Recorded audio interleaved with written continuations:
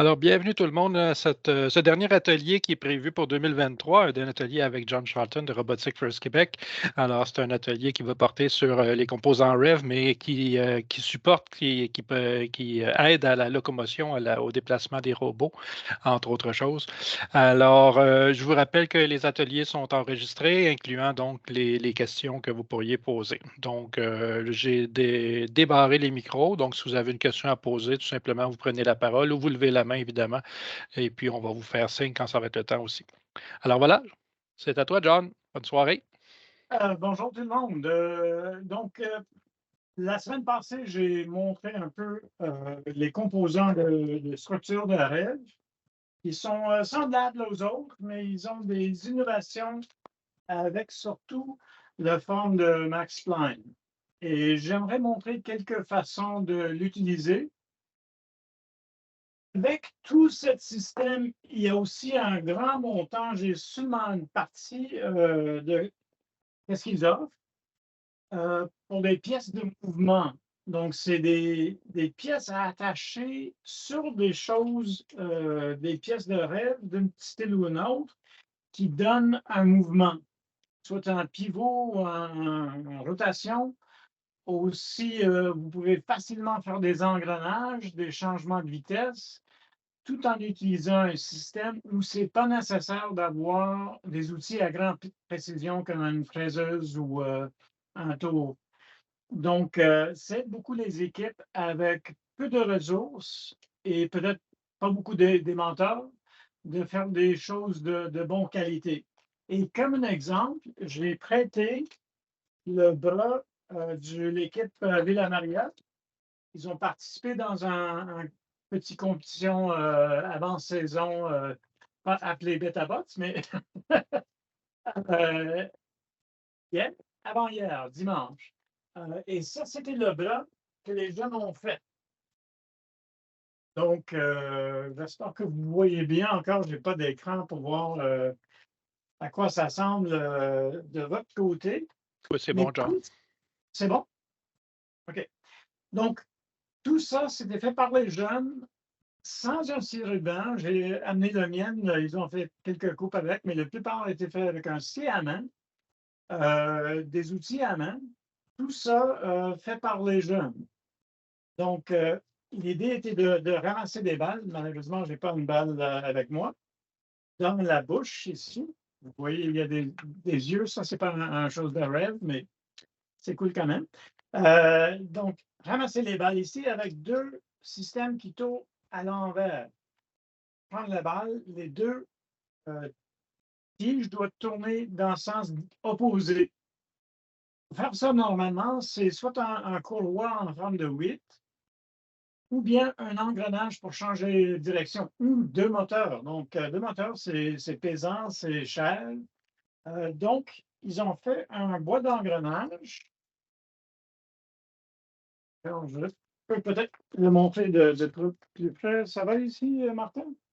OK. Donc, vous Oui, voyez oui. ici, il y a deux engrenages, 40 dedans.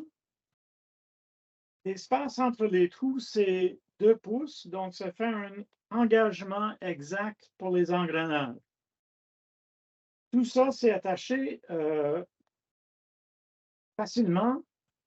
Donc, il y a quelque chose qu'ils ont manqué. Ils ont manqué des spacers, donc ils ont fait en PVC, des tuyaux de PVC.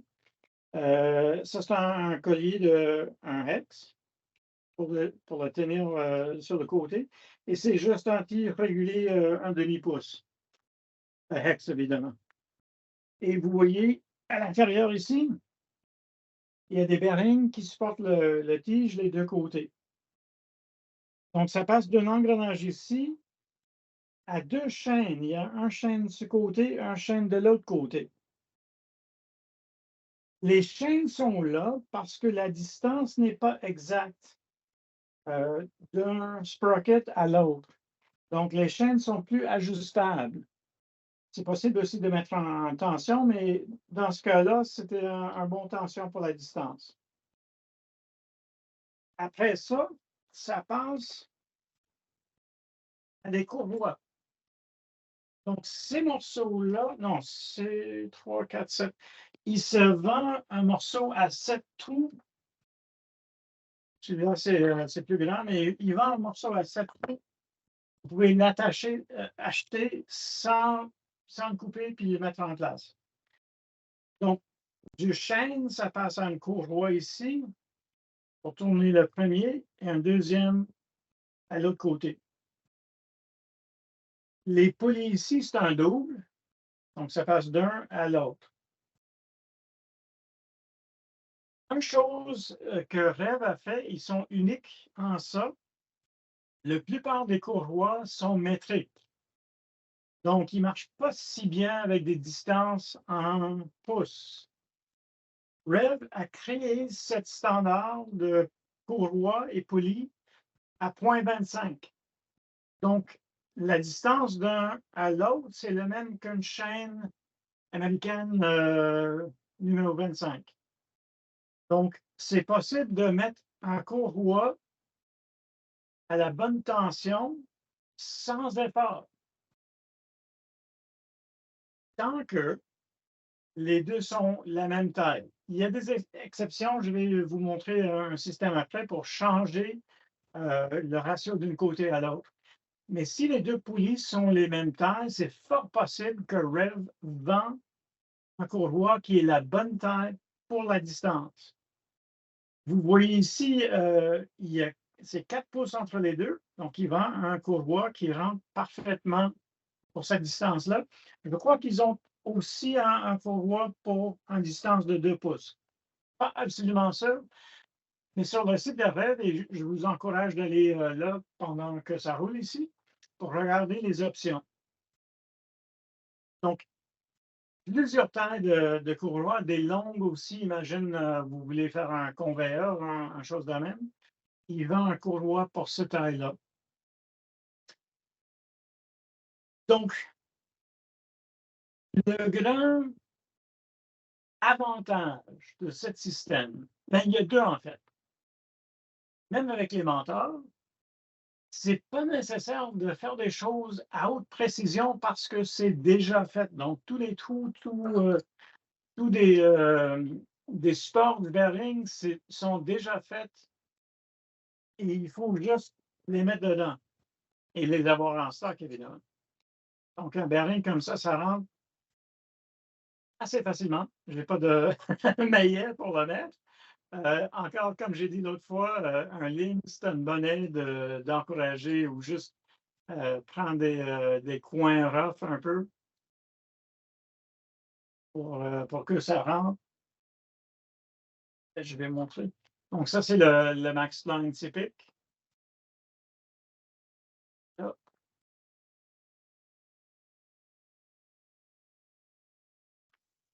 Regarde, si ça devient croche,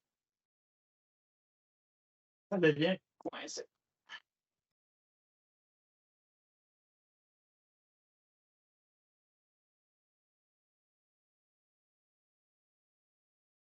Donc, c'est un fit excellent. Ça prend un peu de force. On va mettre.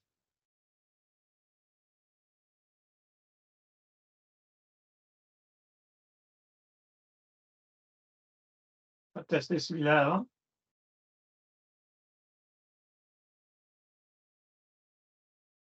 Je ne vais pas être capable de le faire. Anyway. Donc,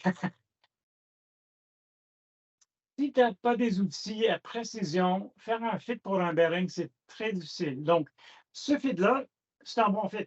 Tu ne veux jamais que le bearing est loose. Si ça ne rentre pas, ben, tu peux taper un peu pour le mettre et ça va tenir très bien.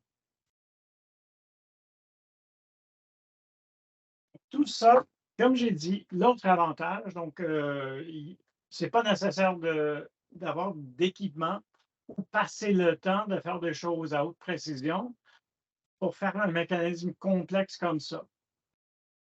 L'autre grand avantage, dans cette équipe, il n'y a qu'une mentor qui est prof en même temps. Elle a passé la plupart de son temps là en faisant ses examens, les notes pour les jeunes. Donc, l'équipe d'environ 40 jeunes, ils ont fait ça toutes seules, sans beaucoup d'aide. J'étais là de temps en temps pour les aider. Mais ils étaient capables de monter ça. Ils ont monté 2, 3 fois parce que c'était complexe. Ils ont changé des choses avant. Les deux chaînes étaient sur le même côté. Ils ont mis des choses après. Mais tout ça, c'était fait par les jeunes. Donc, ça, c'est un autre grand avantage pour les équipes avec pas beaucoup de ressources côté mentor. C'est que c'est approchable pour les jeunes. Ils peuvent facilement comprendre tout ce qui se passe dans un système pas mal complexe comme ça.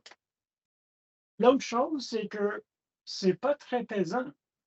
Donc, tout ça, c'est fait avec l'extrusion à mur gramme, je crois. Oui. Et même une chose comme ça, avec un moteur, une boîte d'engrenage, c'est pas pour l'eau. Donc, c'est possible d'imaginer, ben, ils ont pensé à l'avance de faire pivoter pour lancer les balles à 45 degrés, mais ils ont changé l'idée à la fin. Donc, c'est fort possible de faire tout un mécanisme de robot uniquement avec des pièces de REV. Il manque pas grand-chose. Une chose, je vais parler avec eux dans la saison, peut-être pour la saison qui vient, hein, en 2025. C'est des courroies à polyuréthane. Euh, Peut-être quelques-uns de vous le connaissent.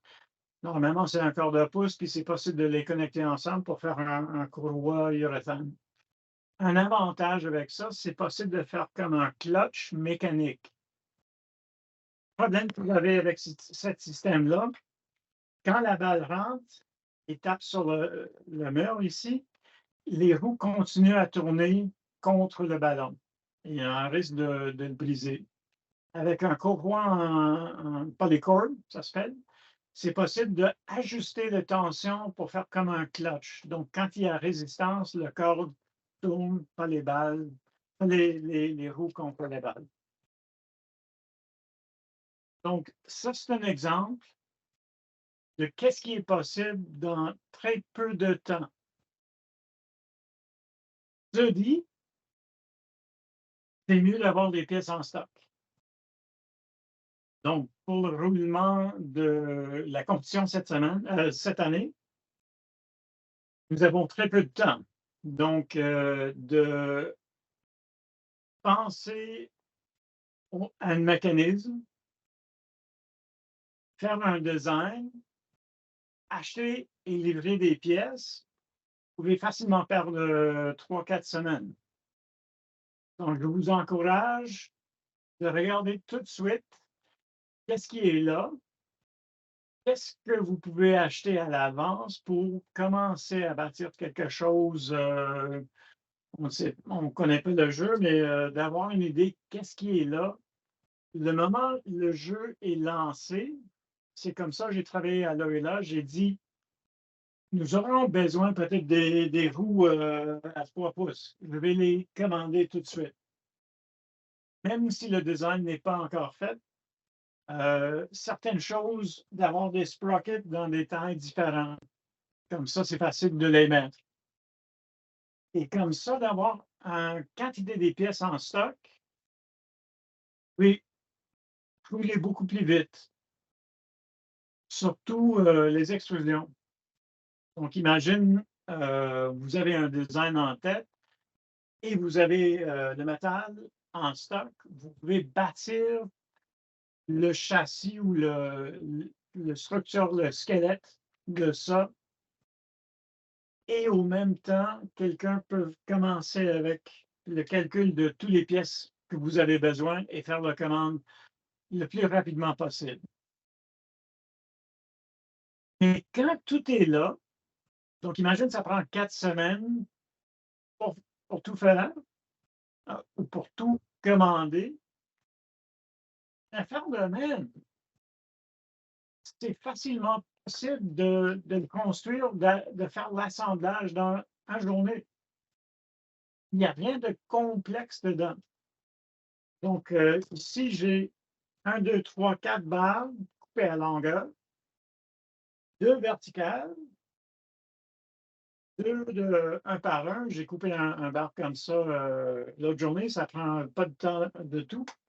Et ça, c'était un ajout à la fin, donc un autre bar pour faire le support, pour bloquer les balles. Tout ça, c'est facile à faire dans une journée, un samedi avec les jeunes. Ça, c'est un des grands avantages. Mais il faut avoir des pièces en stock. Ça aide beaucoup. Comme on sait tous, un manque de vis, ça fait un grand délai. Donc, dans cet exemple ici, vous voyez, ils ont mis des vis pour tenir les tiges. Ça, c'est parce qu'ils n'avaient pas, et pas à côté de moi, un, un, un clamping shaft collar ou bien un spacer.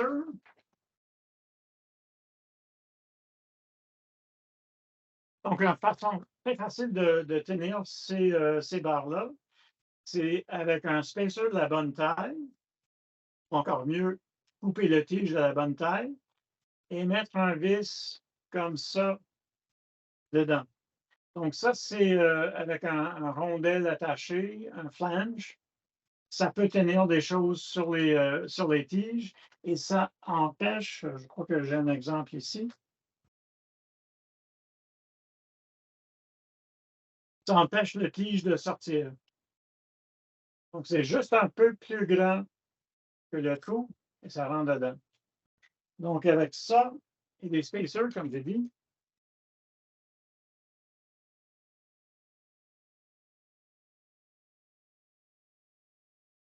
il n'y a rien qui rentre quand tu es pressé. Et voilà. Donc, les spacers ne sont pas chers, donc ça, c'est trop long. Je vais descendre en taille.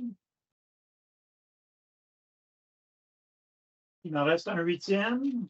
J'ai un huitième. Et ça arrive parfaitement.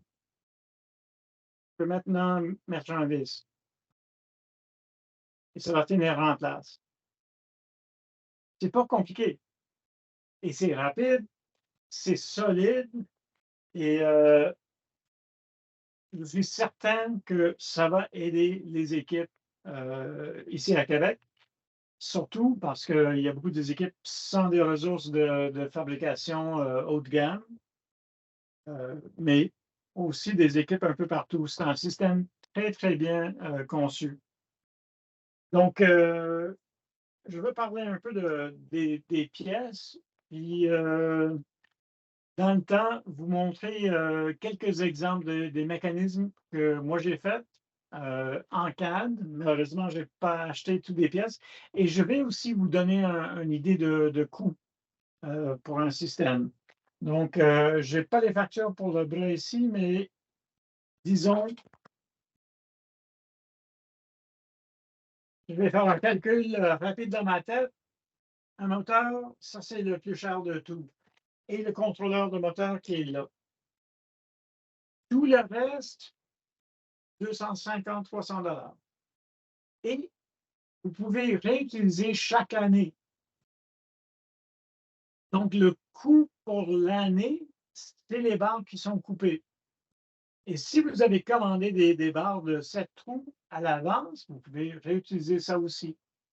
Et dans les règles de FIRST, ben, si tu prends un barre comme ça, tu coupes encore plus courte, ça va. Donc, les coûts non récupérables, dans un exemple comme ça, c'est moins de 100 $. Donc, ça aussi, le coût initial, Martin, je n'ai pas encore passé les factures pour les pièces ici, mais ça semble cher, mais en réalité, pour les équipes, année après année, quand vous avez un stock et garde ça bien organisé, je peux parler ou montrer un exemple d'un système que j'aime pour garder tout ça en ordre. Les coûts sont réduits. Quand vous avez un grand stock des moteurs, des engrenages et tout, la façon de construire va changer. Ça va être beaucoup plus rapide. Donc, tout ça, c'est nouveau. L'année passée, j'ai vu, j'ai adoré. Je dois dire, c'est très, très bien conçu. par Rev et ils vont ajouter des choses à ce système. Je n'ai pas parlé la semaine passée, mais il y a un nouveau style de structure aussi, qui est des bandes de 2 par 2 pour des structures plus solides et ça donne aussi plus d'options de mettre des courroies dans des tubes. John, on a une question de Andy. Oui, Salut John, ça va? oui, ça va bien, merci. Oui, OK, donc tu as partiellement répondu à ma question pour, je voulais juste demander aussi, justement, d'année en année, c'est quoi qu'on répète? Toi, tu dis à peu près 100 $ pour les barres coupées, les shafts coupés. Est-ce que, là, je vois un, c'est-tu un Néo que tu as? OK, c'est un Néo, là. Oui. OK, donc j'imagine les coûts, tes estimations étaient plus pour la FRC ou plus FTC? Tout ça, c'est leur système conçu pour FRC, les grands Ah, robots. OK. Ils ont aussi le système Duo, que honnêtement, je ne connais pas très bien, mais c'est ciblé pour les robots plus petits FTC. Donc, il y a des moteurs plus petits et tout ça. Donc, je ne vais pas rentrer dans ça. J'ai assez à faire avec les FRC. Mais regarde sur le site de Rev, les offres qu'ils ont là. Euh, J'imagine vous connaissez bien le système GoBuilder pour FTC. Ouais. Ça, c'est aussi très bien conçu. C'est un système métrique. Mais peut-être le système Ion Duo de Rev est métrique aussi. Je ne suis pas sûr. Mais c'est des composants un peu différents. Mhm. Oui, vous pouvez les mélanger. Mais en FRC, les tiges d'un demi-pouce sont standards. En FTC, c'est soit 5 mm ou 3/8, en chose de même. Donc, c'est un autre système des composants qui existe. OK, j'ai une autre question. Donc, mettons qu'une équipe se concentre sur la FTC, puis FTC, souvent, il y a des pièces plus petites, plus délicates à prendre. Donc, avec des shafts et des bearings, des moteurs comme ça, c'est beaucoup plus pour amener une pièce dans le robot, mais pas nécessairement le prendre, le maîtriser. Donc, généralement, ça demande de concevoir des pinces ou quelque chose un peu plus custom. Est-ce que Rev a des choses qui nous permettent de faire des petites pinces?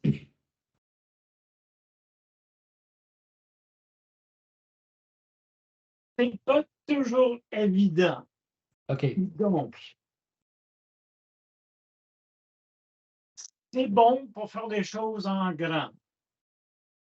Et des fois, des petits détails, c'est mieux de le faire soit avec un coupe laser en bois, pas les carbonates, mais acrylique avec un laser, Mhm. CNC ou imprimante à 3D. 3D. OK. Mais pour le squelette, souvent, Mhm. tu vas trouver des pièces où tu peux bâtir rapidement un grand parti du robot, puis après rentrer dans les détails pour le fonctionnement comme un pince pour le jeu FTC pour les hexagones. Mhm. Ils n'ont pas toutes les pièces imaginables. OK. OK. Et même là, imagine, tu le fais en Lego. Il y a des pièces en masse en Lego. OK, ouais. Mais des fois, c'est difficile à faire des choses. Donc, ça prend 5 pièces de Lego au lieu de 1 pièce imprimée en 3D pour faire une bonne pince.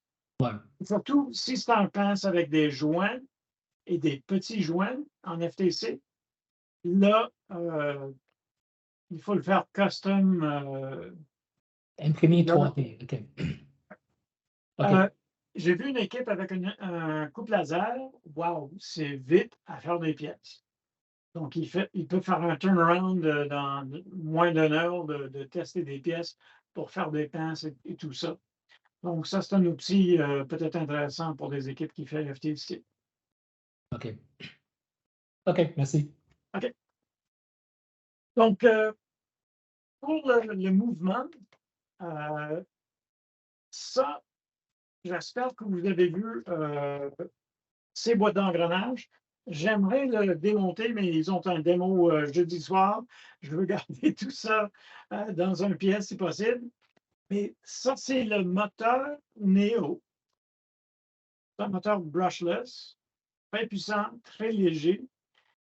Et le système Max Planetary.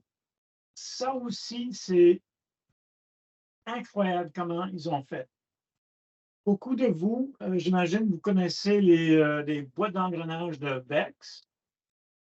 Et à l'intérieur, il y a tous des petits engrenages qu'il faut mettre, il faut garder, il faut ranger, il faut les trouver. Quand à 2, il faut 3. Le bloc ici, il s'appelle un cartridge. Ça ne s'ouvre pas. Ils ont 3 styles, un ratio de 3:1, 4:1 et 5:1. Et vous pouvez les ajouter comme vous voulez. Il y a un maximum typique de 3 cartridges en ligne, juste à cause des vis qui deviennent un peu trop longues. Et avec ça, vous pouvez avoir une réduction jusqu'à 1 à 125 et toutes sortes de ratios entre les deux en mélangeant le 3, 4 et 5 à 1 ratio. Donc, tout ça, c'est très facile à monter. Encore, c'est une chose que les jeunes ils ont fait. Et c'est possible aussi de mettre un moteur plus petit, comme le 550 ou un 775 là-dessus. Il faut acheter un petit kit. Ça, c'est le kit pour le 550. Ça, c'est le kit pour le 775 pour attacher sur le module ici. Donc, il y a un petit conseil. Quand vous faites la commande, c'est important de choisir toutes les pièces dans le kit.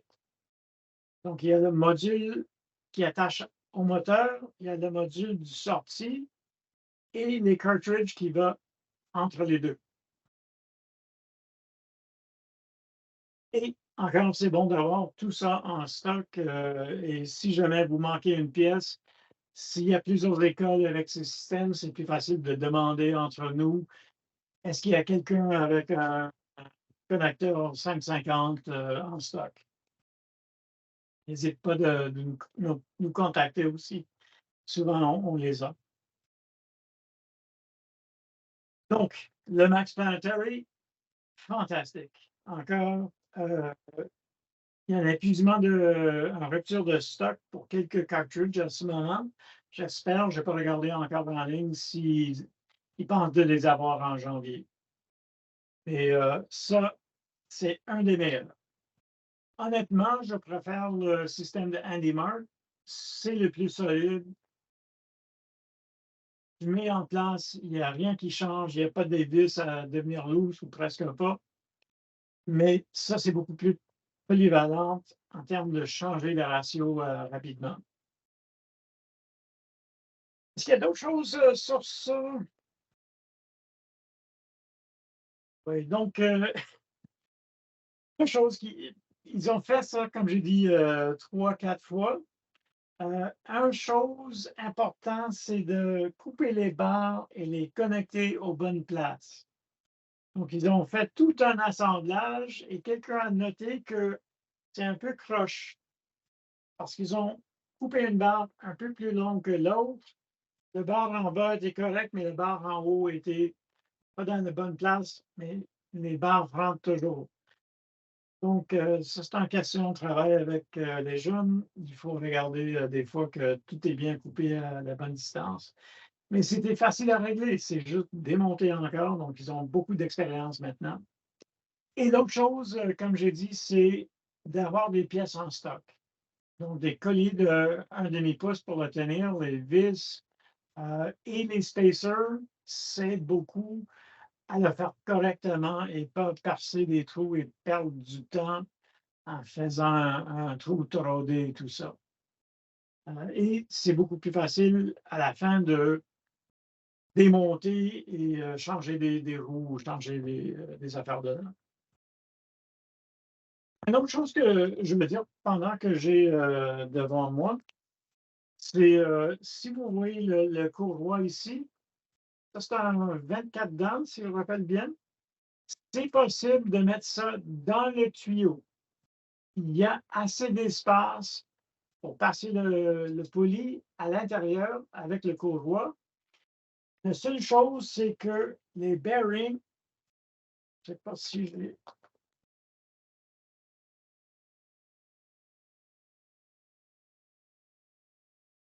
Avec les deux bearings qui rentrent au bout, il n'y a pas de place. J'ai oublié de donner un maillet.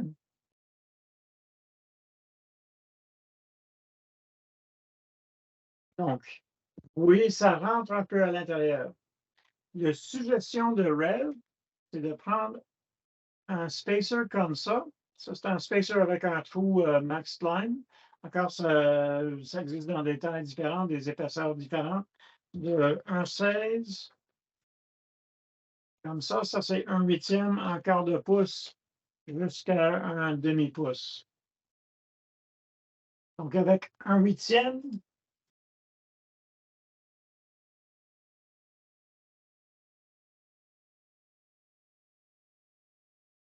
tu mets ça les deux côtés et maintenant, c'est possible de passer le poulie à l'intérieur des barres. Souvent, donc dans ce cas-là, on a pensé de le faire, sauf que c'est le coût de poulies simples. C'est plus cher qu'un poulie double. Donc, on a changé à la fin. Mais ça, c'est un style de le faire avec un bearing un peu à l'extérieur. Et c'est possible de passer un chêne ou un courroie à l'intérieur d'un tube qui donne un bon look. Il n'y a rien qui connecte avec le terrain des autres robots. Avant d'aller plus loin, je veux parler un peu de l'autre chose de mouvement de Rev. Ça, c'est leur module Swerve. C'était testé l'année passée. J'ai entendu aucune chose négative, sauf seulement peut-être que les roues sont un peu petits. Donc, quand ça rentre dans un bump ou une chose, c'est un peu plus dur, mais quand même, ça marche pas mal bien. Il y a beaucoup de vis qui peuvent devenir loose, donc bon assemblage, Loctite quand c'est fait. Et le module lui-même marche vraiment bien. Une chose avec ces modules-là, c'est qu'ils utilisent un Neo 550 qui est moins puissant, mais peuvent tourner facilement la roue à une bonne vitesse pour rentrer dans la bonne position. Le Neo, pour le mouvement, c'est en réduction facile. Puis, ces pièces sont arrivées à Villa-Maria. Ils ont fait un Bassworld pour le jeu, pour le tester la première fois. C'est les jeunes. Ils ont monté tout eux-mêmes. Encore quelques vis devenues loose, mais ils ont passé quelques heures là-dessus. Et c'était tellement bien fait. C'est, je ne veux pas dire facile à faire, mais pour chaque groupe de jeunes, c'était la première fois qu'ils l'ont fait. Première fois qu'ils ont fait un assemblage de n'importe quoi, ils ont suivi les instructions, puis ça marche. L'autre chose que vous voyez ici, ça, c'est l'autre engrenage. Ça s'appelle Ultraplanetary. Donc, ça, c'est conçu pour les plus petits moteurs. Ça, c'est un standard peut-être pour FTC, mais il y a des applications encore pour le FRC. Donc, tous ces modules-là, donc vous voyez ici, il y a un 3-1 puis un 4-1. Interchangeable, il n'y a pas des engrenages qui tombent un peu partout. C'est un système très, très bien conçu. J'aime ça beaucoup. Donc, tous ces modules-là sont faits pour aller sur un 2x1. Ça tâche et dans un instant, vous avez un cadre Swerve, 4 barres coupées à longueur, 4 modules comme ça. Voilà ton Swerve. Donc, pour les équipes qui hésitent de faire un Swerve, c'est une très bonne option. Je ne connais pas très bien les autres modules. C'est le seul que j'ai joué avec un peu. Je ne sais pas s'il y a une grande différence entre les modules Swerve d'une compagnie à l'autre. C'est un choix à vous de le faire. Il y a aussi des nouveaux moteurs de Rev qui ne sont pas encore disponibles. J'ai mis mon commande, j'attends que ça arrive. C'est un nouveau moteur avec un toit hexagonal et des tiges changeables dans le moteur et aussi le contrôleur de moteur intégré dans le moteur. Changeable, mais connecté. Donc, au lieu d'avoir les 3 fils qui passent en contrôleur de moteur, le contrôleur est là, il n'y a que 2 fils qui passent au PDP, au PDH et le buscan. C'est tout. Oui, Andy. Donc, ça, oui. Andy a une question. Oui, en fait, c'est plutôt 2 petits commentaires. Les choses que j'ai lues à propos de ce petit swerve de Rev, c'est qu'il faut vraiment très bien protéger les engrenages. Donc, mettre des murs, ou imprimer quelque chose, ou ouais, pour vraiment empêcher que surtout aussi l'endroit où on met la graisse dans l'engrenage, juste sortant du moteur principal, propulsion, puis vraiment protéger ça pour que pas des débris de métal, quoi que ce soit, entre dedans, puis ça peut venir vraiment gruger ton métal après. Ça, c'est une chose. Deuxième chose, c'est que la roue est beaucoup plus ressortie. Donc, il faut vraiment aller doucement sur les obstacles. Sinon, on risque de trocher l'axe. Donc, si on respecte bien ces 2 choses-là, ben, ça va vraiment prolonger la durée du sol. Oui, tu as raison pour les pièces de métal. Ville Américaine a noté ça. Même, ils ont pris du soin pour protéger le panneau électrique et Swarf a rentré dans les engrenages. Donc, ils ont mis du tape sur les côtés pour empêcher l'entrée. Mais tu as raison aussi de protéger avec quelque chose de plus solide. Et surtout, quand il y a pas de graisse dedans, mais quand il y a de la graisse, ça tient les morceaux de métal. J'aimerais voir, après quelques compétitions, comment sont les engrenages. Donc, c'est possible de changer les engrenages, mais c'est pas si ça bloque pendant un match. Donc oui, c'est absolument ça. Je ne sais pas comment les autres le font, mais oui, c'est ouvert ici pour tout ce qui peut rentrer dedans. Et on sait que le métal, le swerve, de percer et tout ça, ça arrive un peu partout. Donc ça, c'est une option très bien faite de Rev. Encore, c'est plus petit que les autres. Avec les roues plus petits, ça rentre plus dans le coin. Donc, les points de contact, c'est peut-être un peu plus large que des autres robots. Ça fait 1 pouce de différence dans le taux. Est-ce que c'est important? Ben, je ne sais pas. Donc, ça, c'est les modules Swerve. Si quelqu'un veut les voir, j'ai un exemple à moi. On peut parler de ça chez vous notre journée. Parce qu'il y a beaucoup d'autres choses à regarder. Comme je dis, c'est pas tout. Andy, est-ce que tu voulais ajouter quelque chose? Ta main est toujours levée. Une vieille c'est bon. main comme d'habitude. OK. Donc, j'ai parlé un peu des moteurs. Vous connaissez 2 styles de brushless. Sont très bons. Les contrôleurs, le Rev Spark Max, j'ai des problèmes avec des fois. Une chose, souvent, quand j'étais à l'OELA, je voulais mettre un servomoteur. J'ai une impression qui prend. Je ne veux pas mettre un moteur avec une boîte d'engrenage, avec un PID pour le contrôler, un contrôleur de moteur, juste pour faire un petit mouvement. Et un cerveau était tellement difficile à monter, connecter tous les petits bras comme ça pour faire le petit mouvement. Rev a créé des choses fantastiques pour faire ça. Donc, premièrement, ça ne vient pas avec des vis M3 pour l'attacher. Donc, ce n'est pas attaché au bout. Mais je peux peut-être vous montrer.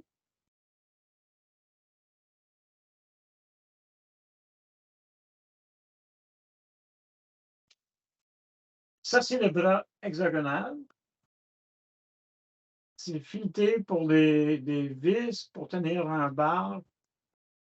Si vous voulez faire un mouvement, un contrôle. Ça, c'est juste un spacer que j'ai mis. Ça, c'est le bar qui attache directement dans le cerveau. Encore, je ne sais pas quel vis rentre dedans. Je crois que c'est celui-là qui vient dans le kit. Mais il faut bien faire la recherche pour savoir quel vis rentre dans le bout ici et avoir des spares en stock. Donc, ça, c'est un servomoteur. Et normalement, c'est très difficile de le connecter sur le robot parce que ces trous-là sont faits pour des voitures à contrôle électrique. Ils ont fait un support fait juste pour les servomoteurs. Les 4 trous sont là, attache le moteur, c'est aligné.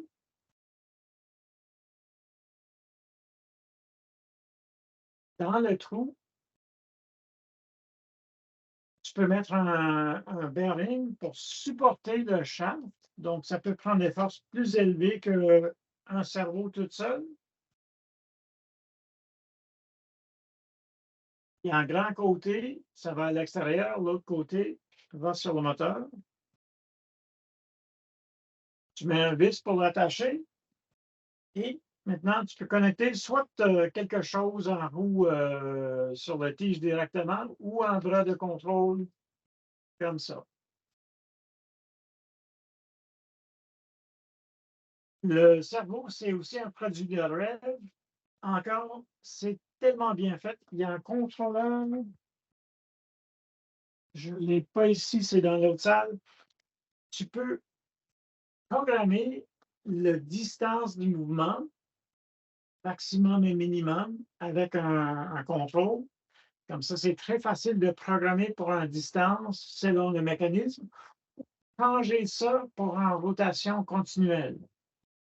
Donc, ces cerveaux-là, ils sont bien puissants aussi. La première fois que j'ai testé, j'ai dit « Wow! » C'est possible de faire beaucoup de choses avec. Et maintenant, avec ces connecteurs, ça et la partie hexagonale ici, c'est tellement simple de le mettre. C'est un fil PWM. On le connaît très bien. C'est possible de le mettre assez long. Et si vous voulez plus de puissance, c'est possible aussi de mettre un Servo Power Module ou une chose de même pour avoir assez de courant pour donner un grand force dedans. Donc, ça, c'est la solution pour beaucoup des problèmes dans un mécanisme de first. Un quick release, un ratchet, une chose de même où tu veux le tenir en place. Donc, des petits mouvements, au lieu de mettre un pneumatique ou une chose de même, un petit cerveau comme ça et les attaches. C'est wow! Si j'avais ça, ça fait 10 ans, oh, ça va aider beaucoup ma vie. Donc, ça, j'encourage, je vous encourage de regarder. Quoi d'autre? Ben, tellement de choses. Ils ont des roues. Il y a 2 styles. Ben, il y a un style, 2 options. Ça, c'est un roue typique. Ça se vend dans les grandeurs différentes. Les plus grands, ils ont un trou au milieu, fait pour le fameux Max Spine qui n'est pas limé ici, donc c'est difficile à mettre. Si j'ai mis un.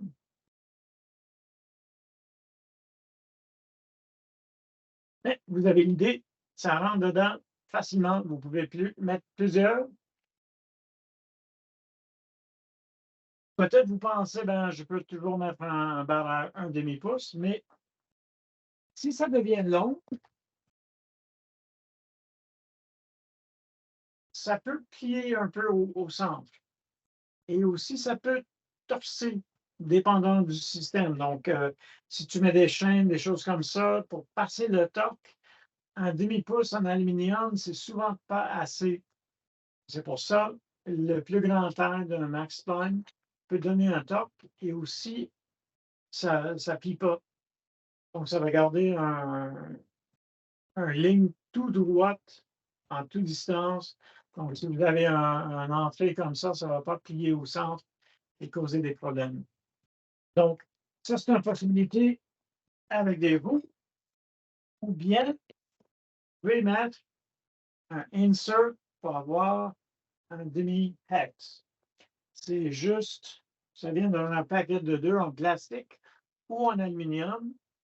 Et tu mets dans la roue. Regarde, le tien inserte en laiton. L'autre côté va dans le sens opposé. Et tu mets un vis pour le tenir ensemble. Et voilà, en roue au hexagone.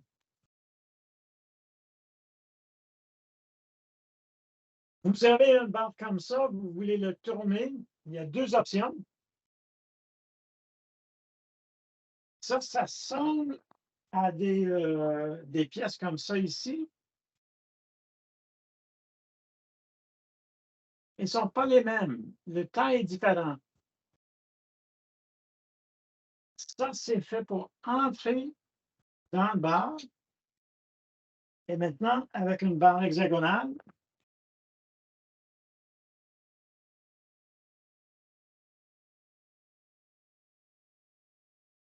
maintenant, c'est possible de le tourner avec un hexagone ici. Donc, ça peut être en chaîne à l'autre côté. J'ai inséré un peu trop, donc ça peut tourner comme ça. Ou bien, tu mets un sprocket dessus, tu peux donner la force directement sur le max spline. Il y a une autre option.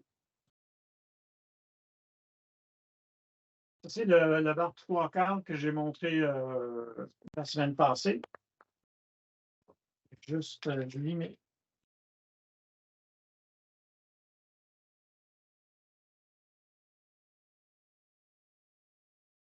C'est avec ces 2 pièces-là. Ça, c'est un needle bearing. Normalement, un needle bearing, c'est pour un tige hardened steel shaft, donc ça prend beaucoup de force.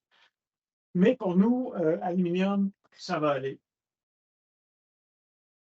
Ça, c'est l'autre pièce. Ça, c'est un clip qui tient le bearing.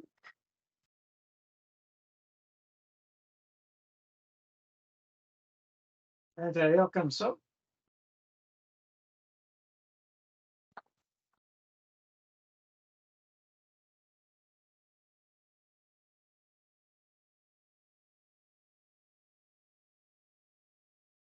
Du moins. Ça, c'est attaché au cadre et ça va tourner comme ça. Un à chaque côté et ça va tourner très facilement. L'avantage ici, c'est que ça fait partie du structure. Donc, avec, j'ai acheté maintenant, ça, c'est les tube notes 1032. Ça, c'est un vieux encart 20 à l'intérieur. Donc,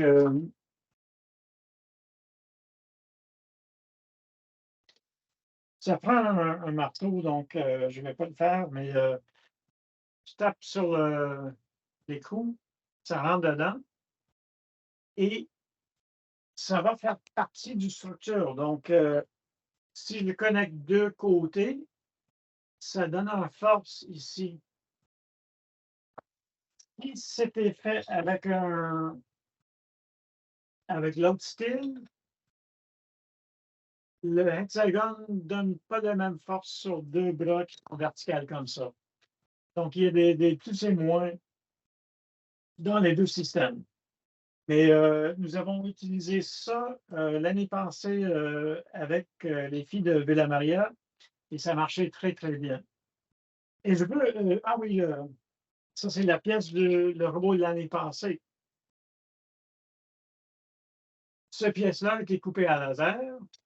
Le design a été fait en CAD. J'ai copié le max spline ici et c'est un pneumatique qui fait monter, descendre. Ça, c'était connecté à un grand bras et c'était monté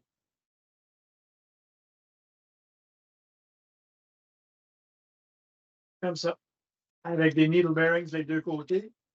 Ça a pivoté, ça a marché, fantastique.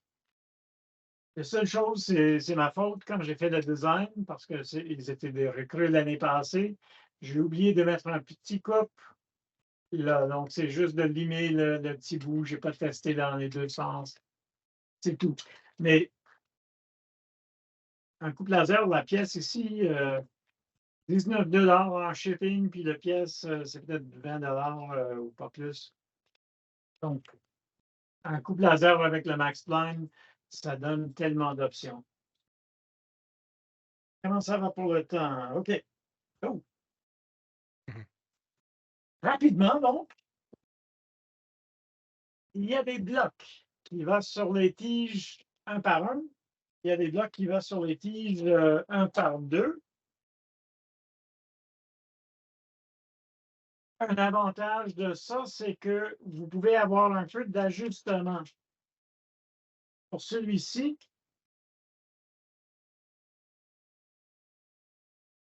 j'ai percé un grand trou et j'ai un peu de mouvement possible.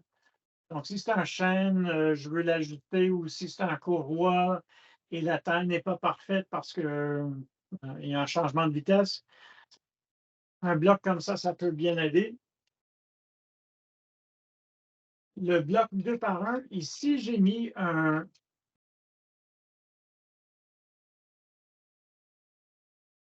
Il y a deux clés à ligne, vous aurez besoin. Ça, c'est un 532. Ça, c'est bon pour un socket head. De bonne taille. Mais pour ça, c'est un button head. Ça tienne.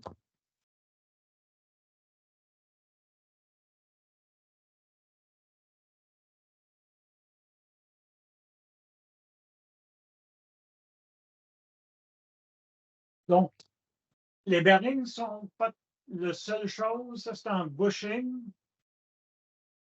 Ça marche bien si ça fait en rotation, mais il y a un maximum de 5000 tours. Ça commence à être mieux d'avoir un bearing. Mais surtout, un pivot, ça peut prendre plus de force qu'un bearing. Tout ça encore, c'est pour le standard, donc ça peut entrer ici dedans. L'intérieur, c'est 3/4 de pouce. Ça peut faire un pivot comme ça. Et naturellement, ça rentre dans ce système-là. On peut faire un pivot comme ça. Moins cher qu'un bearing, plus solide. Donc, c'est une option. C'est bon d'avoir en stock. Wow! All sorts of things. C'est comme Noël à arriver tôt. Ça, c'est un autre style de pivot. Il peut entrer dans le bout. Il y a une barre fixée avec un petit vis, quelques-uns.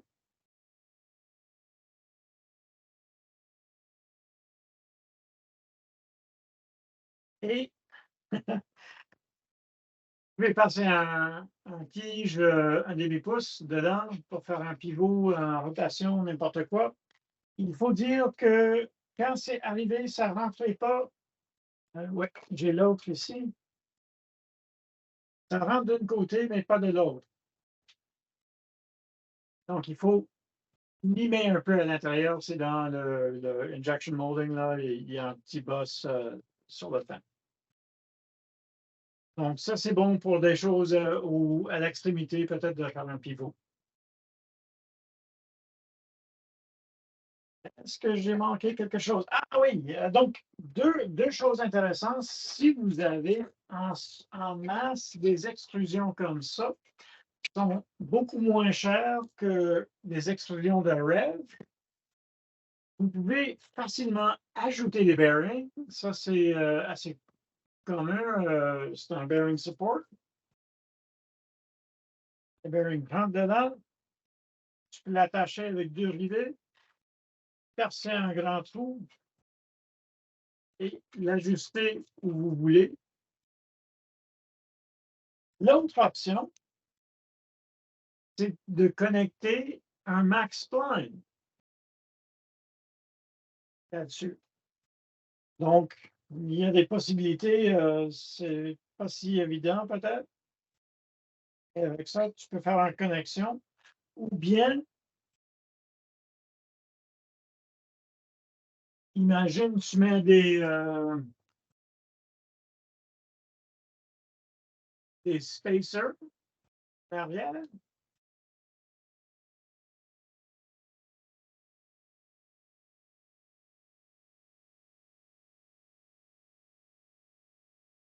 Vous voyez là, ça c'est magané, où ils ont pris le marteau pour mettre les tuyaux. Les collants, c'est très important. Donc, ça peut, voilà, je vais juste vous montrer. Tu peux l'attacher ici et pivoter en bras avec le Max Planck. Et c'est aussi possible, j'ai un exemple dans le cadre, de le prendre, est-ce que je l'ai mis, celui-là? Je vais peut-être l'enlever. Euh, un de ces blocs-là, donc tu peux connecter ça.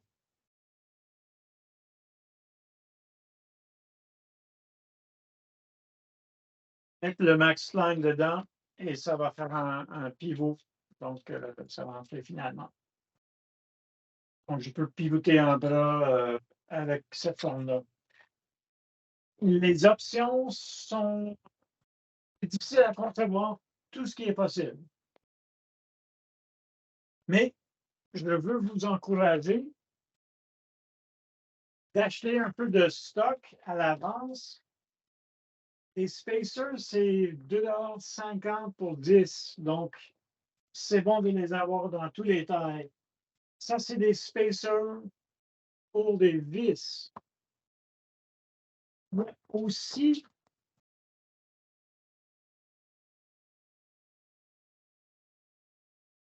il y a des spacers et il y a aussi des stand-off. Un stand-off, c'est fileté.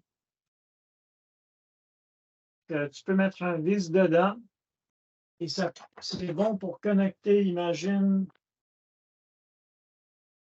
deux côtés comme ça. Je crois que j'ai un exemple de ça dans le cadre aussi. Je n'étais pas si nerveux avec tout ce qui se passe. Je vais vous montrer comment bâtir tout un mécanisme. Donc, un spacer,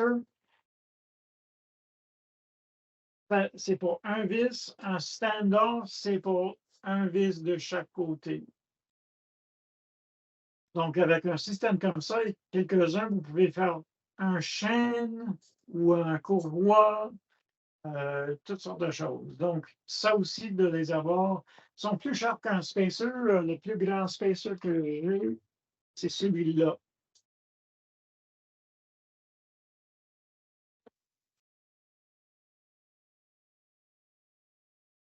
Donc, les vis passent au travers.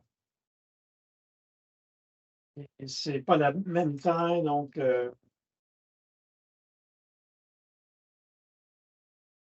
I think you get the idea.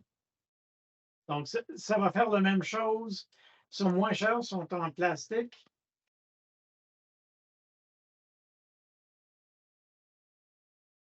Et encore, je n'ai pas la vis de la meilleure longueur et ça peut donner un espace comme ça. Donc, dans la demi-heure qui reste, j'aimerais trouver tout après, ranger ma chambre. J'aimerais vous montrer quelques assemblages en CAD. J'ai aussi fait les coûts et comme ça, vous aurez une idée de le coût de faire un système comme ça. Donc, je vais partager mon écran.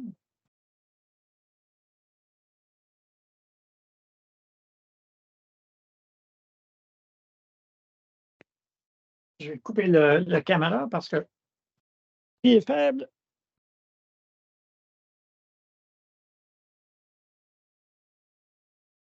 C'est pas important de me voir de côté.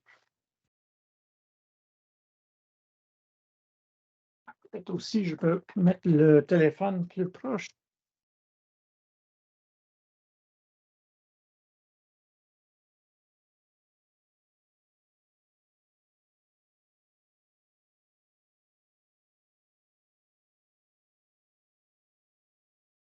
Est-ce que vous m'entendez bien? Oui. OK. Et vous voyez l'écran? Oui. OK. Donc, j'ai fait 2 exemples ici.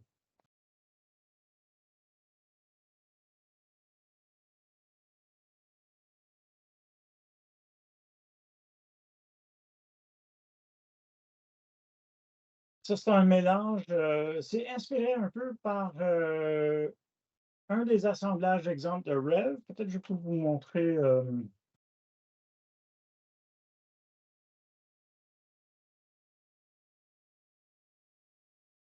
il faut aller sur la page, puis je crois qu'en bas, il y a des On-Shape Application Examples, ouais.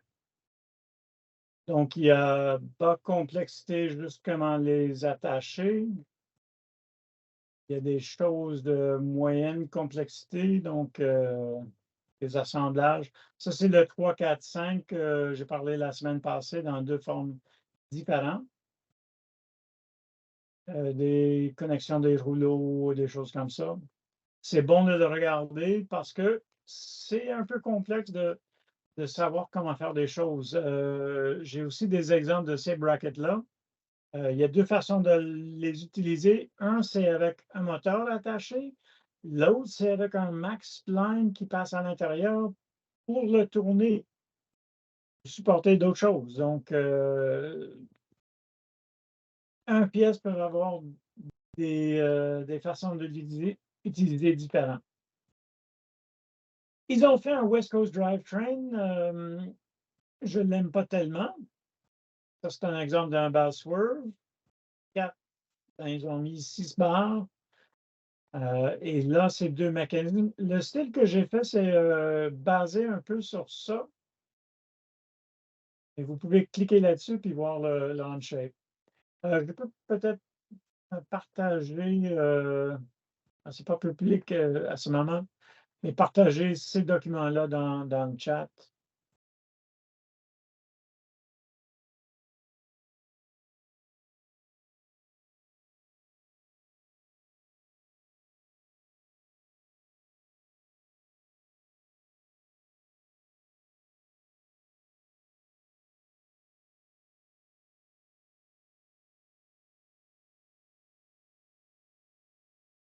Donc, j'ai mis le lien dans le chat. Dis-moi si ça marche pour vous. Oui. Donc, ça, c'est tout le chose assemblée. Il y a 2 bras qui peuvent bouger. Je ne sais pas si j'ai mis des limites sur le gas shock, là. Ouais. OK, donc il y a une limite d'un côté, il y a peut-être une limite, ouais, de l'autre côté aussi. Je n'ai pas mis des autres limites. Ça va, dans un vrai mécanisme, ça va prendre un stop pour arrêter le mouvement à un certain endroit. J'ai peut-être pas regardé ici en bas, il y a une collision. Donc, il y a des détails, je n'ai pas regardé à la fin. Mais 2 choses. Donc, j'ai commencé avec la structure ici. J'ai fait l'assemblage.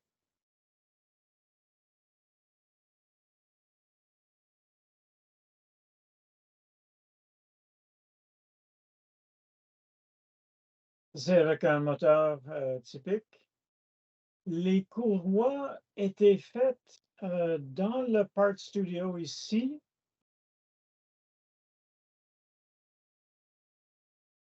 Donc, j'ai créé les courroies avec un feature script RT25 Belt Generator. Et avec ça, c'est possible de prendre, comme c'est un Part Studio, je peux le faire n'importe où. Je prends 2 axes, celui-là et celui-là. Et ça fait le courroie que j'ai besoin. Je peux changer les poulies si je veux. J'imagine c'est en 40 dents, comme ça. Et ça va indiquer qu'il n'y a pas une solution exacte. Et ça va vous donner un plus grand ou le plus petit dépendant. Donc, c'est facile de mettre des courroies pour voir encore si il y a une collision ou autre chose, vous montrez aux jeunes comment c'est fait. Encore, vous voyez les stand-off ici, c'est pas possible de les mettre là parce que le courroie rentre dedans. Donc, c'est bon de savoir à l'avance. Donc, les stand-off ici sont mis au centre. Au bout ici, j'ai deux formes. Donc, j'ai un côté droite et un côté gauche avec le stand-off sur la bonne côté parce que dans l'assemblage, on voit qu'il y a une attache pour le gâchot.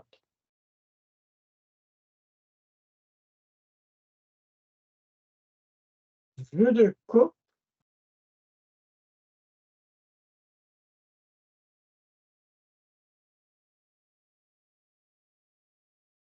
On voit ici le roue Compliant 3 pouces de Max Hub.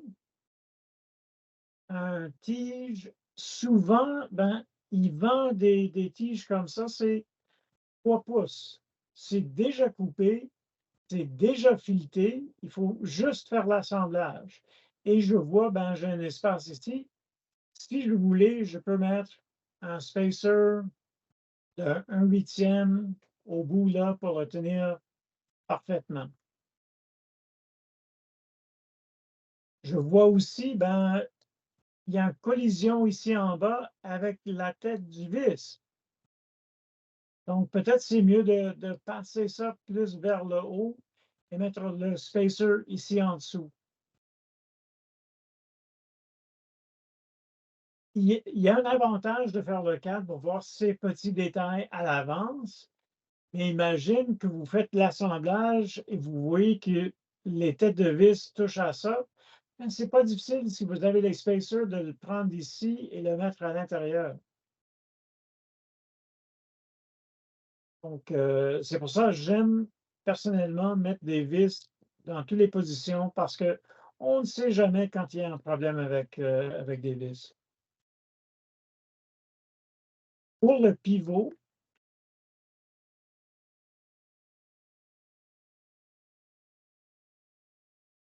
ça, c'est un Max Hub entré dans le Max Tube qui tient le tige hexagonal ici. Les deux barres sont supportées par un bearing qui rentre dans le Max Pattern. Encore, je n'ai pas mis le vis là, mais c'est facile à faire.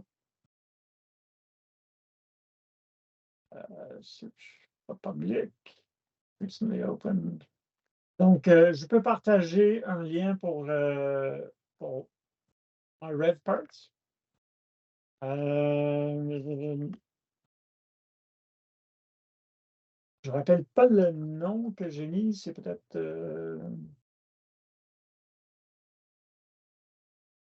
Je trouve ça plus facile que les mettre de le site de Rev. Ouais, donc c'est ici. Je vais changer le nom pour l'avoir plus facile.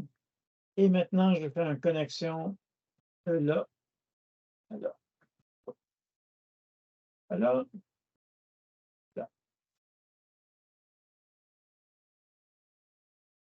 Sur l'autre côté, en fait, je n'ai pas pris la bonne surface.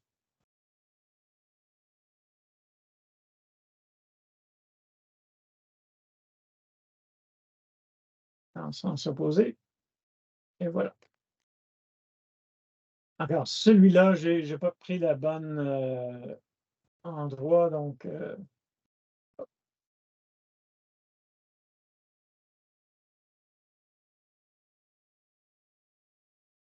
comme ça.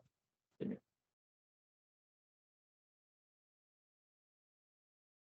Et là aussi, cette pièce n'était pas coupée.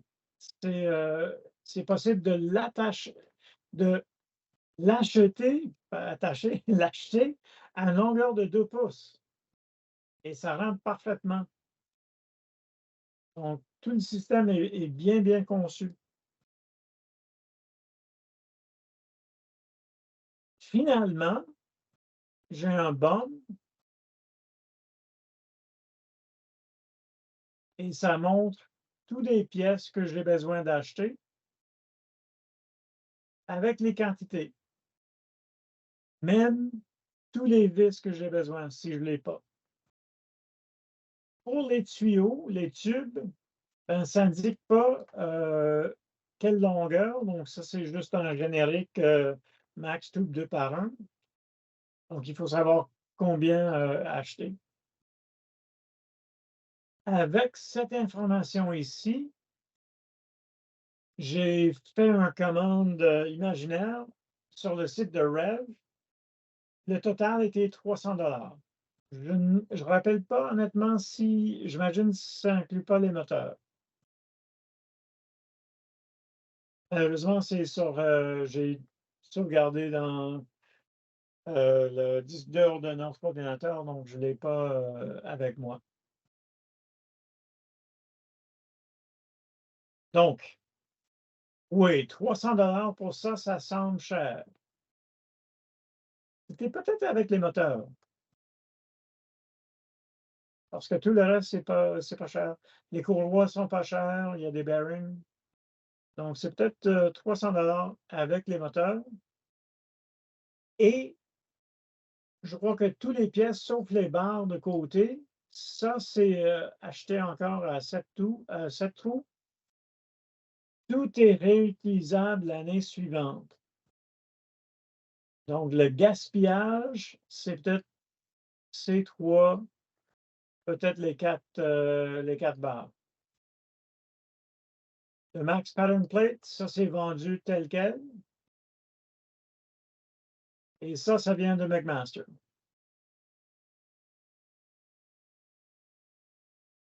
Et encore, je suis sûr que vous voyez, pour faire l'assemblage de ça, c'est une demi-journée. Tu fais le matin, tu le testes l'après-midi. Si vous avez toutes les pièces en stock. Donc, ça, c'est un style de gripper. J'ai fait aussi un exemple d'un 4 barres. Dans ce cas-là, c'est un 4 barres parallèle, c'est plus facile. J'ai osé de faire un esquisse polyvalente, mais il y a toujours des petites erreurs dedans.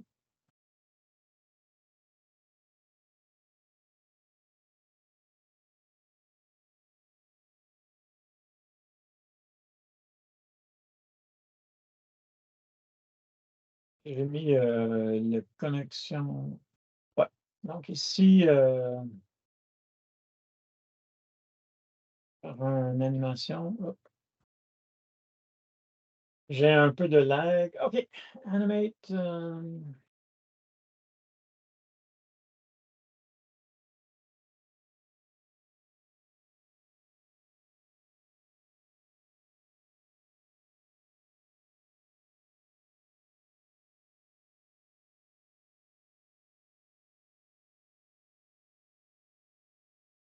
Donc, avec l'animation, c'est possible de voir le mouvement.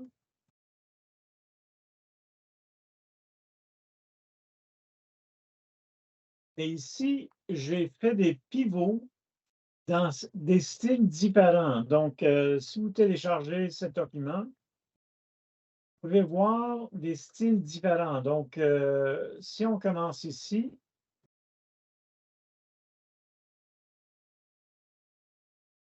ça, c'est juste un support pour le hex bar. Donc, si on regarde le vœu en coupe, je vais le tracer. Oups, mauvaise. Not that one. Another one. Ouais, comme ça. Pas mieux.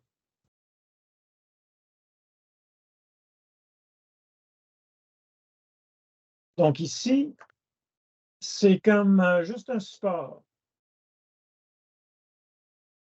Il y a un vis qui tient le bar hexagonal. Ça rentre dans le bar hexagonal. Et j'ai 2 bearings ici.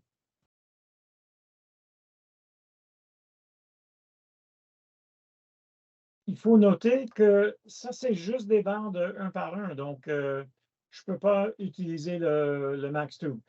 Je pourrais, oui, mais dans ce cas-là, j'ai utilisé des barres 1 par 1 pour être plus léger. Encore, il y a des spacers ici parce que j'ai acheté ça. Oups, si je choisis la ligne. Déjà coupé, fileté à 2 pouces de long. Les barres verticales, il y a le trou Max Spline. Les bearings rentrent dedans. Et je tiens ça sur le bar 1 par 1 avec un nut puis un bolt, boulon et un noix dans le côté. Donc, ça fait un pivot avec des bearings ici. Ça peut facilement être un bushing. Ça va faire la même chose. En bas, là, j'ai utilisé le force est appliqué avec un poulie 64 dents attaché. Ça, je n'ai pas montré, c'est un shaft collar, mais pour le Max Spline. C'est possible de les connecter ensemble aussi. Je crois que les trous s'alignent. Je n'ai pas mis les vis. Et dans ce cas-là, c'est souvent besoin d'avoir un. Donc, c'est ça aussi. Quand j'ai fait la première fois, j'ai dit, ben, qu'est-ce qu'il faut pour empêcher le mouvement dans l'autre sens? J'ai mis un de chaque côté, mais c'est mieux de passer un vis dans le trou pour le tenir ensemble. Donc, le Max Tube rentre dans le bearing sport ici pour le faire tourner.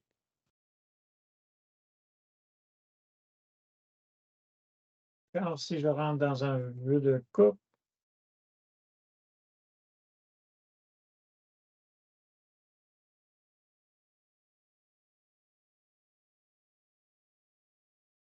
donc dans ce cas-là, j'avais un petit problème de tenir le bar hexagonal.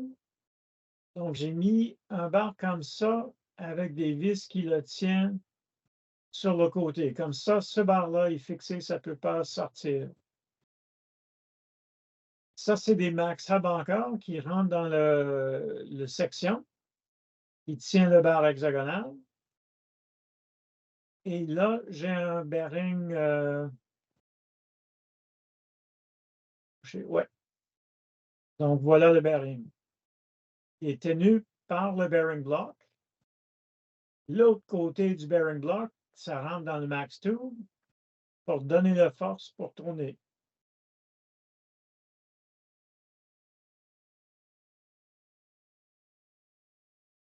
De l'autre côté, j'ai mis des formes différentes. Donc là, on voit le bushing, le shaft 3/4 est fixé. Je n'ai pas mis des vis de ce côté, donc c'est pas avec tous les détails, mais normalement, il y a un vis qui le tient ici, puis le tube nut. Ça, c'est un retaining ring qui le tient en place. Bref, les vents aussi pour le 3/4. Ici en haut, ouais, c'est pas si facile de le voir. Je vais faire le vue de coupe. Oups.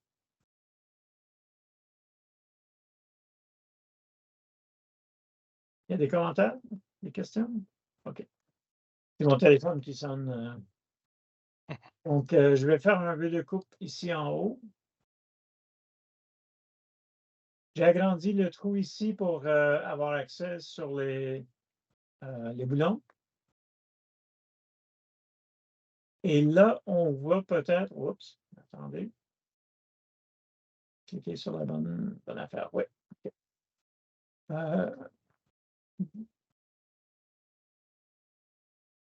C'est un peu difficile de voir comme ça aussi.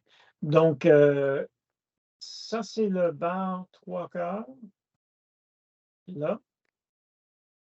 Passe d'un côté à l'autre. À l'intérieur, ça, c'est le tube nut Et ici, ça c'est assez important, c'est un spacer de McMaster qui rentre dedans. La raison pour ça, c'est de passer la force du bar sur le spacer, sur le boulon et finalement sur le tube à côté. Sans le petit spacer-là, la force passe par les petits dents du tube nut. Et quelques équipes ont dit qu'ils ne sont pas assez solides, il peut déformer et c'est possible de perdre la force. Normalement, le vis tient le mur contre le bar, mais si le vis n'est pas bien serré, c'est possible que la force passe par les petits dents du tube nut et c'est pas si fiable. Donc, c'est mieux de mettre un spacer à l'intérieur pour le vis. Un petit détail, c'est pas fantastique comme système parce qu'il n'y a rien qui vraiment tient cette spacer en place. Mais pour First, ça peut aller. À l'extérieur, donc, nous avons ici le needle bearing, le clip pour le needle bearing et le max spline ici. Tout ça rentre dans un système de max pattern plate. Tous les noms, c'est max quelque chose. Et c'est ça qui reste parallèle un à l'autre.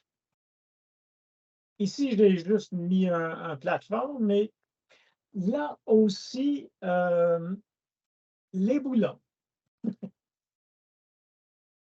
Pour le tenir, la première fois, j'ai mis ces boulons-là qui sont disponibles de West Coast Products. Ils sont 5 pouces de long. Et ils coûtent 2 $ chaque. Il faut acheter 25. Donc, c'est coûteux.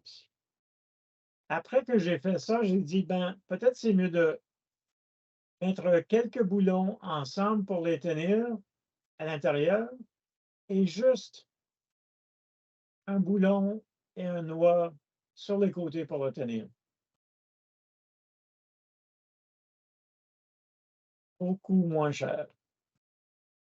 Donc, la dernière chose que je veux montrer dans ça, parce qu'il reste que 6 minutes, c'est un produit, j'ai avec moi ici, mais ce n'est pas assemblé, ça prend des spacers et tout.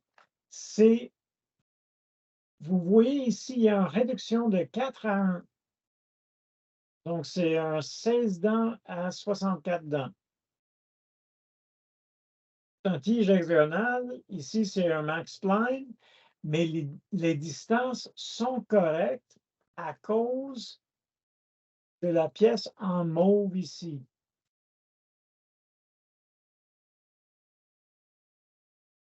Ça s'appelle un max ratio plate. Il vend 3 styles, 3-1, 4-1, 2-1, 3-1, 4-1. Et écrit dessus, je peux montrer sur la caméra.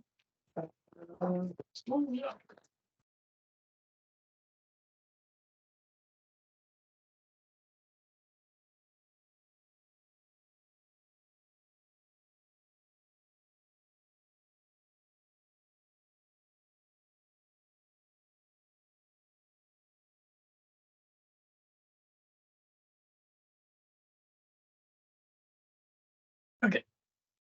Je ne sais pas si vous voyez encore sur la caméra. Ça, c'est le Max Pattern Plate. Il y a un focus? Oui, c'est hors focus, là. On ne voit pas bien. C'est mieux. C'est pas mieux. Donc, c'est écrit dessus quelles dents il faut acheter. Ici, c'est 16 à 64, soit en chaîne ou en courroie. Et il y a 80 pitch, donc 80 dents de courroie ou de la chaîne. Je vais le remettre. Et c'est possible de le positionner avec les petits trous ici vers l'autre courroie. Dans ce cas-là, je n'avais pas de place pour mettre le moteur, donc j'ai mis un petit chaîne qui fait la connexion entre le moteur puis la tige de mouvement. Ça, c'est les spacers pour connecter les deux côtés. Ça, c'est une autre plaque qui est disponible.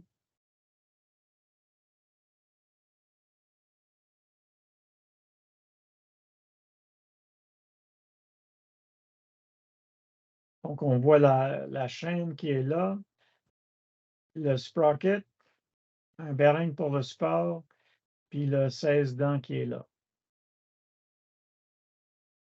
Encore, normalement, je peux mettre quelque chose pour le fixer. Donc, le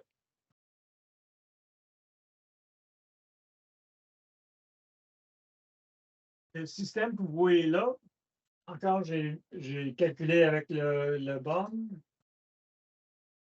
Les pièces sont là. Il y a quelques-uns encore, je n'ai pas mis les noms. C'est des choses comme les chaînes ou des autres petites choses. Mais ça, c'est un peu plus cher, c'est environ 600 $. Mais encore, la plupart des pièces, vous pouvez réutiliser année après année. Donc, c'est un peu cher d'acheter tout dans un coup, d'avoir un stock massif. Mais c'est bon d'avoir en stock des vis, des spacers de tout type. Donc, Max Spline, spacer pour les vis, spacer pour les tiges hexagonales. Encore, les prix de Rev sont très bons. Même les vis. Normalement, j'achète des vis de McMaster, mais c'est moins cher de Rev. J'imagine ce sont des vis qualité chinois, mais pour nous, c'est très bon. Donc, c'est plus ou moins ça. Vous avez accès aux documents. Le document John's Rev Parts est public. Vous pouvez le trouver. Moi, je le trouve plus facile de les insérer de là. Et je connais un peu mon système. Vous pouvez toujours les chercher sur le site de Rev pour les insérer en objet. Quoi d'autre? Je peux terminer mon partage d'écran. Je peux tourner au plein écran. Oui, donc ça, c'est les deux brackets. Je n'ai pas montré, mais encore, ça peut être attaché dans les pièces.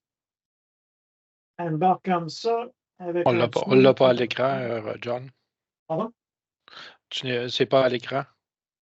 Ah, c'est trop bas ou Hmm. la caméra est là? Non.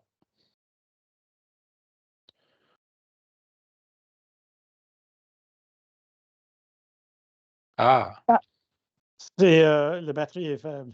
Ah, c'est dans le sens opposé. OK, tu vois le. voilà. La belle figure. How you doing, you bloody beautiful bastard? Here's my face. Si vous connaissez Ozyman, c'est lui. Donc, ça, c'est notre option pour faire le mouvement, c'est d'insérer un max tube. Et vous pouvez faire un pivot de même. Donc, ouais, il y a des options en max. C'est compliqué, mais je vous encourage de regarder en ligne, peut-être faire des essais avec OnShape, ou regarder des exemples et penser comment vous pouvez utiliser ce système dans les robots parce que ça va vous aider dans le temps très serré cette année et aussi de donner une indépendance aux jeunes qui sont capables de le faire. Une fois qu'ils ont vu les mouvements, les engrenages et tout, ils vont commencer à mieux comprendre. Ils ont fait, ils le touchent. Et aussi, avec assez de pièces, c'est possible que les jeunes peuvent le bâtir sans faire du CAD à l'avance, donc faire des essais. Mais comme vous voyez, c'est très important de le garder en ordre, donc d'avoir un système de rangement pour toutes les petites pièces qui coûtent un peu cher. Donc, moi, j'ai une préférence pour des systèmes industriels de tiroirs. J'en ai un, la mienne. Donc, c'est des tiroirs qui peuvent garder des pièces grands comme ça, mais ce n'est pas assez grand pour des pièces comme ça. Donc, de ranger tout ça en ordre pour avoir accès quand vous avez besoin et à la fin de la journée, savoir où les mettre. Mon expérience à l'ELA, c'est le rangement, c'est tellement important et j'imagine que vous le savez aussi. Donc, c'est tout ce que j'ai pour le moment. Pas mal à 8h30. Oui, merci, John. Est-ce qu'il y a des commentaires ou des questions? Semblerait que non. Alors, écoutez, je remercie beaucoup, John. Merci beaucoup. Très intéressant. Beaucoup de possibilités avec le matériel que tu nous as montré. Alors, merci à tous les gens qui nous ont suivis là, durant les 3 dernières semaines pour les ateliers. Comme je disais, c'était le dernier avant Noël. Alors, on vous salue tout le monde pour les fêtes et puis on va se revoir évidemment au lancement. Alors, merci, John. Merci tout le monde. Joyeuses fêtes. Joyeuses fêtes.